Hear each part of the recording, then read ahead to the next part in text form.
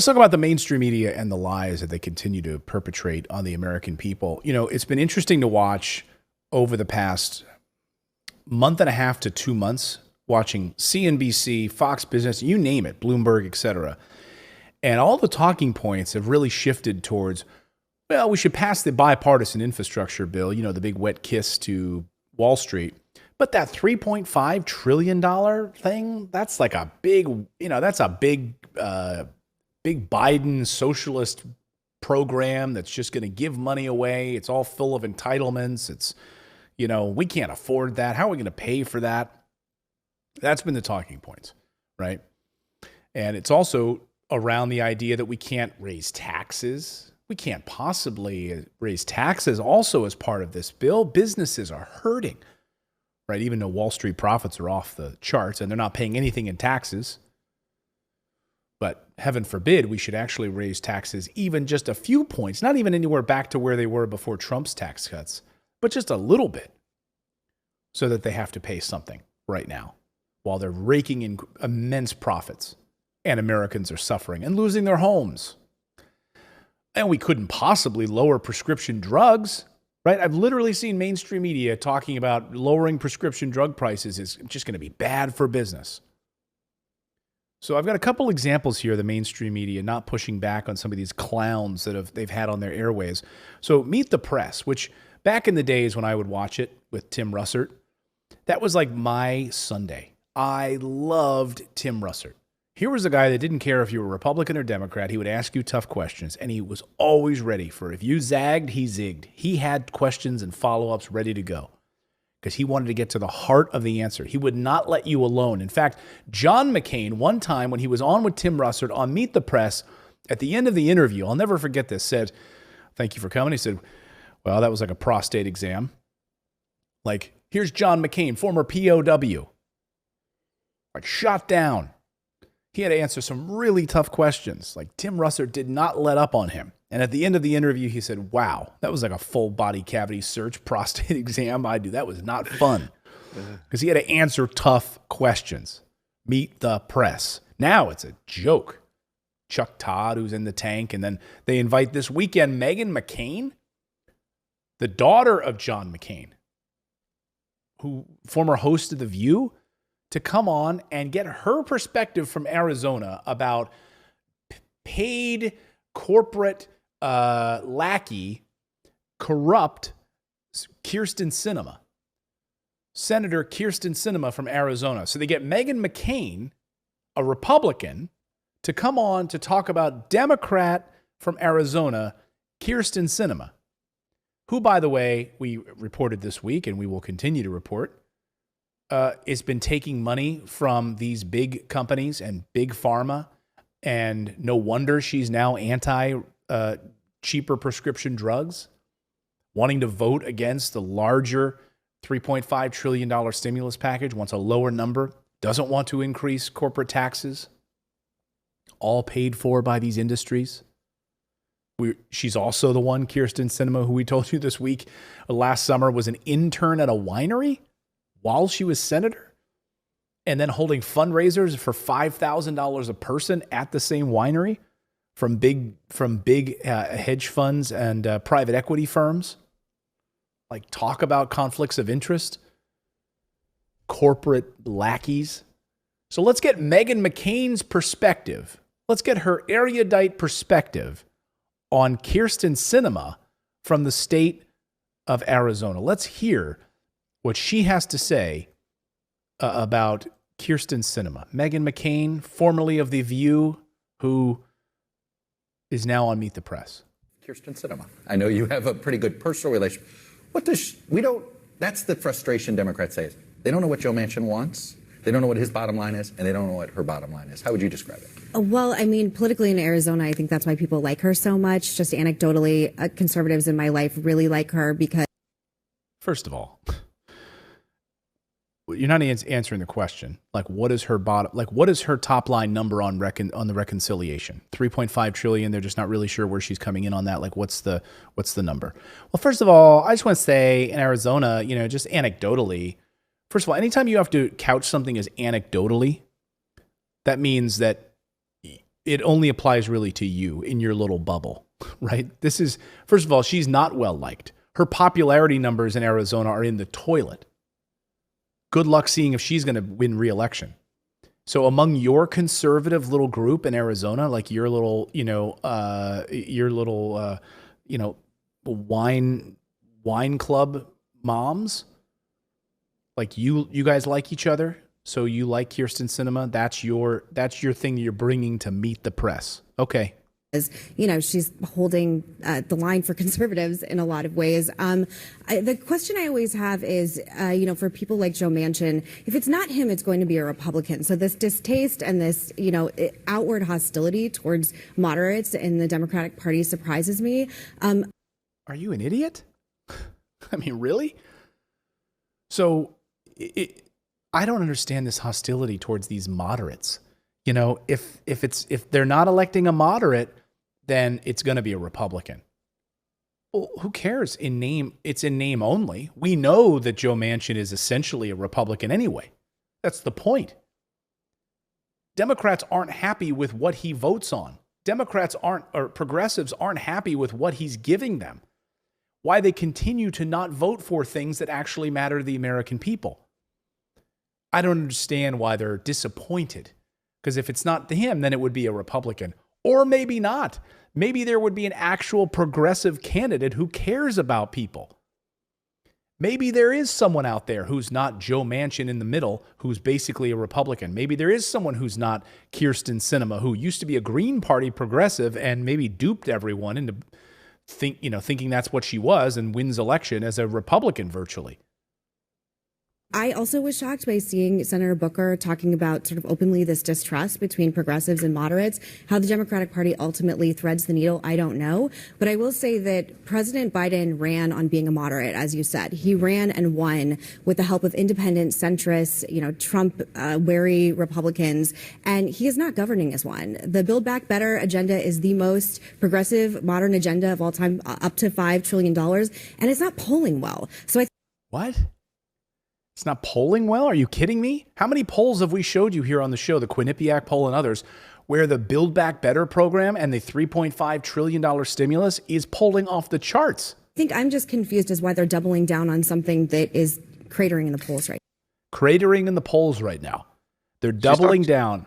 She's talking about the poll at her breakfast table when she asked the people that are there for breakfast. Anecdotally, I asked my husband. And you know what? He just he doesn't like that we're going to help people lower prescription drugs prices. He doesn't, anecdotally, when I was at my wine book club, where we like to read Reese Witherspoon books. We're so over the Oprah book club, but we do read the Reese Witherspoon book club. So when me and my wine moms get together, that's what we do. And we just don't support. We just can't believe that, that U.S. Americans would want to support $3.5 trillion stimulus package that would help Americans, would, expand the ability for Medicare and Medicaid to, negotiate lower prescription drug prices in a state that has a large elderly population in Arizona. Can't understand that. So everything that just came out of her mouth was a total lie. By the way, no one at the table, okay, this is NBC's flagship news program on Sunday. And Chuck Todd didn't push back at all on this. Didn't say, well, actually, no, it's polling very well. Just let her spew this garbage. Just allow her to spew other pieces of garbage about the Build Back Better plan being, a waste of money. Talking about Kyrsten Sinema polling well. She's not. She's in the toilet in Arizona. So all of these things. No one just challenged her on that at all. Where's Tim Russert when you need him? She's not the only one. So Fox News host Mark Levin is horrified that the new spending bills proposed by the Biden administration will actually help the American people and help American families instead of the rich. Like, I love that these shows, they literally will, I've seen Laura Ingram's show do this, where they will sit there and they will literally put up on the screen a whole list of things that will actually help people. And they're just like shocked by it. And I think they think that their audience must be sitting there going, yeah, that's just how they can't spend money like that. They really should only be spending money to help rich people. But he's horrified at all of the new spending bills proposed by Biden. And that it's going to help Americans instead of the uber wealthy. Mark Levin listed many of the things in the Build Back Better program and that he would address. So he runs. So imagine if you're watching his show and you're not brainwashed, okay, and you're sitting there and you're thinking, I wonder what's in the Biden plan. Well, Mark Levine is going to give you the answer here. Watch. Care. What else do they want to give? Free universal pre-kindergarten, free community college, free 12 weeks of family leave. Oh my God. They want to extend the temporary child care credit with additional taxpayer subsidies for the rest of the time. This is really considered a foot in the door for a minimum annual income that the government would pay people. Think about where we're going with all this. Yeah, oh my God. We're almost going to be a quarter of what they do in Nordic countries and take care of their people. We're getting close to actually taking care of our people. Just look where we're going with this. They want to expand Medicare to include dental, vision, and hearing. By the way, Mark, you don't need to yell. My hearing is going. If I had Medicare that would expand to cover hearing programs, I might be able to fix that, but you don't need to yell. Let's be real though. I mean, dental, vision, and hearing who needs that, honestly. Those are just bonuses, right? That's luxury stuff. Right. I mean, we don't need teeth. I mean, come on. You don't need eyes. You don't need to see. And you certainly don't need hear.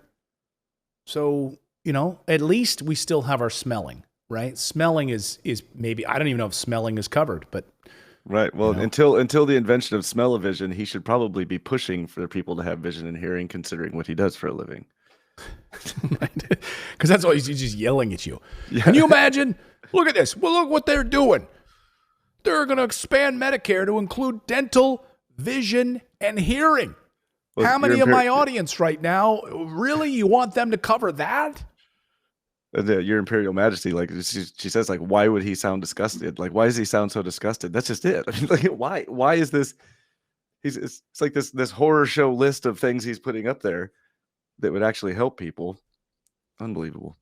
Yeah, it's like, I just don't understand. He literally is yelling at his audience. I can't imagine. I mean, I guess he purports to be, like a libertarian, but I don't understand it. I mean, I'm sure he's anti-war too, right? So I'm sure the $750 billion we spend every year bombing other countries, I'm sure he's against that too, right? Sure. Funneling billions to Israel so they can build an Iron Dome. I'm sure that's fine too, right? So expand Medicare to include dental, vision, and hearing. That's crazy, these liberals. And lower the age from 65 to 60. Meanwhile, the trustees for Medicare have said, hey, guys, we're going broke in 2 to 4 years. Does Congress care? No. What have they done about that? Nothing. That's a lie. So again, how the mainstream media is lying to you. If you're sitting there watching his show and you're sitting there going, oh my God, Medicare is going to be go under in 2 to 4 years. That's a lie. That's a lie. Expand what's covered and expand the number of people who covered. So those of you on Medicare, you're going to get whacked. What else does this bill do? It funds the Green New Deal, retrofitting buildings, subsidizing solar, wind, environmental justice and environmental equity, whatever the hell that means. Well, why don't you look into it? Why don't you look into what that means? Whatever the hell that means. So I'm just against it. I don't even know what the hell it means. Well, how about this? Do you live downstream from one of these companies that, because of changes to the EPA under Trump, can literally dump a certain amount of chemicals that, yes, they can get away with it, and it ends up giving your family cancer? What about these fracking companies that destroy the groundwater near where you live? So you have methane coming up through your sink, and all of your water is filled with methane. How about that? You want to look some stuff up? Take some time, Mark. Look up what environmental justice and environmental equity means. How about Flint, Michigan? You know, where you have lead pipes, where kids are getting cancer from lead pipes. How about that? Why don't you look up some stuff? As Vernell in our chat says, what a doofus. Exactly. Yeah. Doofus is an underused word. I like doofus. I like doofus a lot. Electric government vehicles, tax so-called excess methane. That might be a problem for certain members of Congress. And carbon dioxide production, tax it. What are they going after? Meat, fossil fuels, and so forth. They want to... Is that all? So what are they going after? They're going after your meat. They're going after the fossil fuels. So so just think about that for a second. What is one of the most carbon intensive industries in the world? It's the meat industry, right? It is pound for pound incredibly wasteful, right? And not good for your body, by the way. But, you know, not to go off on whether you're vegan or vegetarian or meat eater, et cetera. But, you know, certainly reducing the amount of meat eaten and processed is much better for the environment, hands down, right? On top of that, fossil fuel industry. I mean, just look at how damaging fossil fuel burning vehicles and combustion engines are. So do we even need to have that debate anymore? So tax that. Push these companies towards carbon neutral positions and move towards solar and renewables, geothermal, et cetera. Subsidize low-income housing. Gee, that's never been tried before.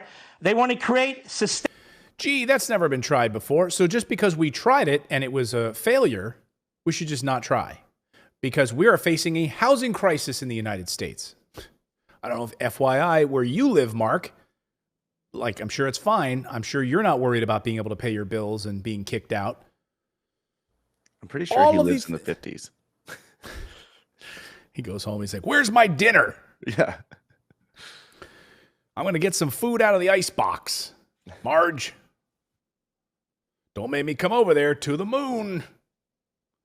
Sustainable housing, public transportation. Boy, if that's not a black hole, I don't know what is.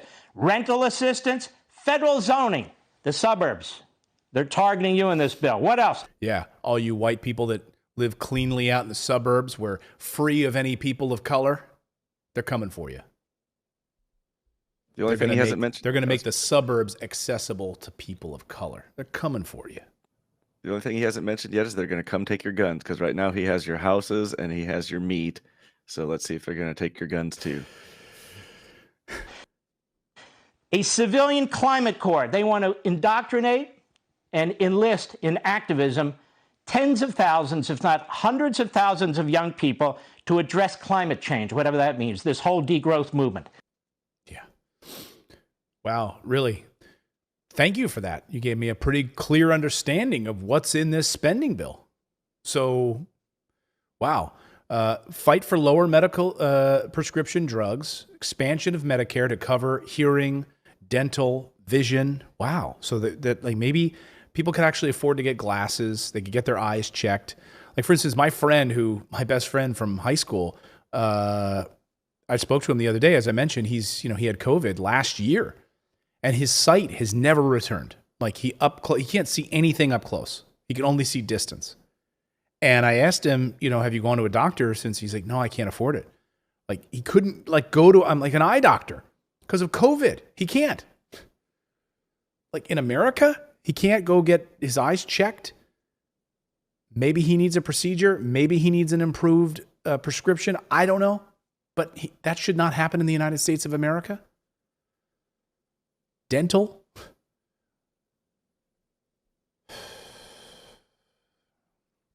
Unbelievable. Thank you, Brian Dickens. Says, Clayton, please check out Dr. Ken Berry here on YouTube. I think the plant-based agenda is very questionable. It's pushed by the mainstream media. Isn't it? I think it's something you could exploit. Check into. Brian, I'll look into that. Well, look, I mean, certainly, and I've done stories on this, and this is one of the big issues around the Green New Deal, questions about the Green New Deal, is I've interviewed as I've interviewed Howie Hawkins, who was the Green Party presidential candidate. How, one of the big questions about the Green New Deal and the greening of our policies is you hope that then it's not, the fossil fuel industry isn't replaced by equally damaging green companies, which purport to be green, but really are just as bad, if not worse, than some of these fossil fuel companies. So it is filled with, and it can be filled with a lot of sanctimony too. Like, you're against the Green New Deal? Well, actually, let's get into the details. What companies are benefiting from so-called Green New Deals? Like, what are they actually doing? Like, it's worth all of us as citizens, as journalists, to ask those questions. So, Brian, thank you for that. Great point. But anyway, back to Mark Levine. He's pretending that Medicare recipients, number one, are going to be taxed or something. Like, that's one of the things he's like, you're going to get whacked, is what he said. And what is true is that there is a solvency problem in Medicare because of COVID-19, a lot of expenditures, but Medicare is not going broke. Even according to Forbes, and I'll quote, "One more thing to understand, according to Forbes, insolvency doesn't mean bankruptcy. It doesn't mean Medicare will stop paying beneficiaries' expenses altogether. Far from it." But he just goes on Fox and just spouts that. Makes it up. That's your mainstream media trying to encourage you to, stand up against this infrastructure stimulus package that could help tens of millions of Americans remake our society as we know it. Yes, I'm sure there's plenty in there that's not great. But there's an overwhelming amount in there that would be transformative. Just take the child tax credit, which he immediately poo-pooed off the top, right? Like an expansion of a $3,600 for child tax credit to virtually almost eliminate poverty at a certain level in the United States for millions of Americans. Just crap all over it. I'm Mark Levine. I live in a rich house, big house, big neighborhood. Don't want the suburbs being corrupted by brown people. Let me know your thoughts on that in the comments. Where are the masses of people in the streets demanding that the government stop helping us? Like, leave us be. Just stop helping us. Where is that anger coming from? Yeah. It's coming from mainstream media talk show hosts. Exactly. Like, if you're not outraged unless you're, I would never imagine going through a Target checkout line. You're talking to people and they're just having a conversation about like what's going on. You're like, people are just too well off. They're just doing too well. You at this Target here, you're probably making, $22 an hour. You've got health care. You're taken care of. It's an outrage. The opposite is true. People are fed up. They can't make ends meet. They're working multiple jobs just to put food on their table. They don't have health care. They can't get vision coverage because they can't afford it. So they just walk around blind. It's ridiculous. It is. What is their job if not to? What is the job of government if not to take care of the people? Mm-hmm. And so if that is the whole job. That is the whole job. That is it. Full stop. And so if they can't do that, then what exactly are they doing? Well, big government continues to, they just funnel money to people like Kyrsten Sinema. Keep things status quo. All they do is keep things status quo. That's what Joe Manchin, Kyrsten Sinema comes through once again for Big Pharma in this piece. Dark money group called Allies of President Biden released an ad last month thanking Kyrsten Sinema for pushing for lower prescription drug prices just before she told the White House that she would oppose Democrats' drug pricing plan. She'd previously campaigned on a pledge to reduce drug costs. But now, of course, she's gotten so much money. She's gotten so much money from Big Pharma that she's now reversed course. That's surprising. Now earlier this month informed the White House she's opposing drug pricing plans. It was right after Big Pharma started running all kinds of television and radio ad campaigns calling her an independent voice for Arizona. They've spent $600,000 boosting Sinema on Arizona airwaves. So basically, they're putting commercials out all over Arizona saying, Kyrsten Sinema is a voice for change. She's an independent leader. Well, what is she doing that's making a change? She's keeping prescription drug prices precisely where they are. Like, she's not helping people pay less for prescription drugs. So they're spending $600,000 on free television awareness campaigns. Do you think that that helps her or hurts her? It tremendously helps her win re-election, right? It's free advertising. Someone's going to spend $600,000 to get your face on television all over Arizona. You're going to take it if you're corrupt. So now she's threatening to tank both of these infrastructure packages. She's got so much money.